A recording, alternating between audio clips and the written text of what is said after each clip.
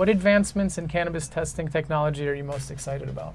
So our biggest, what we're most excited about and where we're spending a lot of our time is in, the world of AI and, implementing AI into our business, right?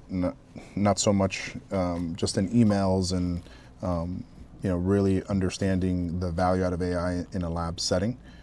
There's a lot of data that's coming through the facility, and we've built the tool to generate a lot of reporting back to the customer, but the customer still has to go into the system and actually query the information and pull a report out either through a CSV file or whatever the function is. But AI really creates this environment where we can customize data sets specifically for each individual operator. So through single sign-on, customer is able to query anything data-wise from their testing. But today we're in an environment where we can consume the lighting recipe that the cultivator is using for the genetics in the room. We can consume the nutrient programs that are being used in these rooms.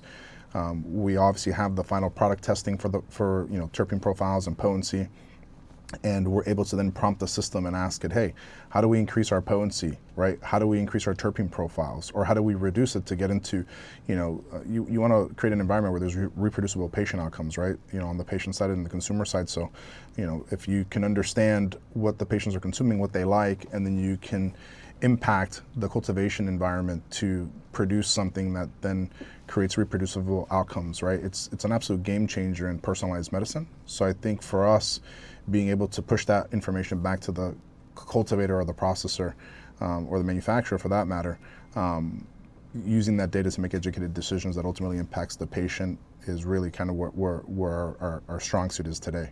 Outside of the lab testing, it's really, making that data actionable. That's amazing.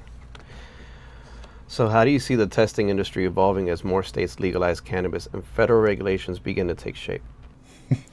So probably on a monthly basis, we're entertaining phone calls from labs across the country that are going out of business. We're 3 months in to the new year, and we've probably entertained 6 or 7 phone calls from labs that are either putting a key in the door or need to be bailed out from a cash perspective or need an infusion of cash.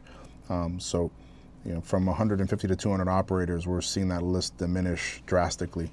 The lab space is very difficult, right? It's to do it right. It takes a lot of technology. It takes a lot of investment back into quality systems and to method development.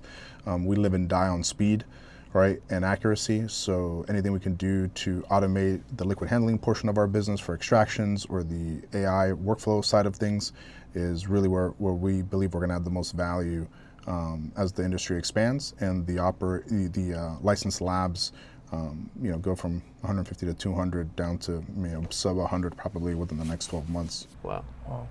In your opinion, what's the most pressing issue the cannabis industry faces in terms of quality control and testing? I think the biggest challenge is getting everybody on the same sheet of music, right? In terms of standardization, we can use potency as an example. One of the things that we're most proud of is for 3 years we worked with NIST. NIST is the National Institute of Standards and Technology.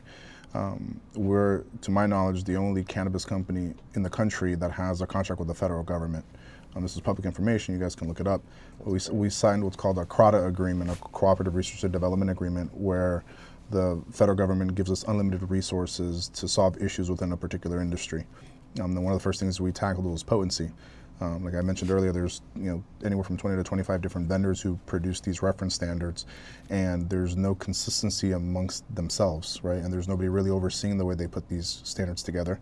So through our agreement with the federal government, we were able to run a study and identify 2 of the 25-ish vendors out there who were most consistent and could reproduce standards in large volume over anywhere from 6 to 12 months or longer, depending on the need. But it created for us as a company 2 stable environments with 2 different vendors that, as we source different standards for our customers, we're pulling from these similar batches and lot sizes, and it created a baseline of testing for us where a lot of our competitors are constantly buying from whoever's running the biggest promotion on standards, because each little vial can range anywhere from $1,000 to $2,000 depending on what you're purchasing and the volume that you're purchasing. So they're constantly looking for the best deal, and that inconsistency and the stability of the analytes in each reference material really impacts potency for customers. And that's why a lot of customers report seeing these peaks and valleys. And it's really a function of moving from one standards provider to another. Makes sense. Got it. So do you think we will eventually see a universal standard for cannabis testing, or will it continue to vary by state?